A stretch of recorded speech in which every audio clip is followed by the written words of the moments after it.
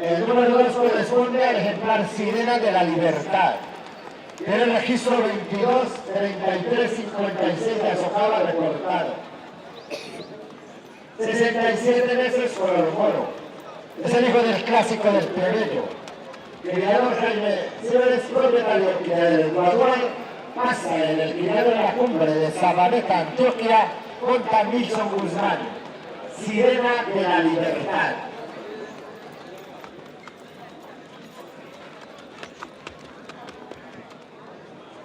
Recuerde, en la zona Bolívar se está haciendo el segundo festival avalado por Cabalgar 22 y 23 de mayo.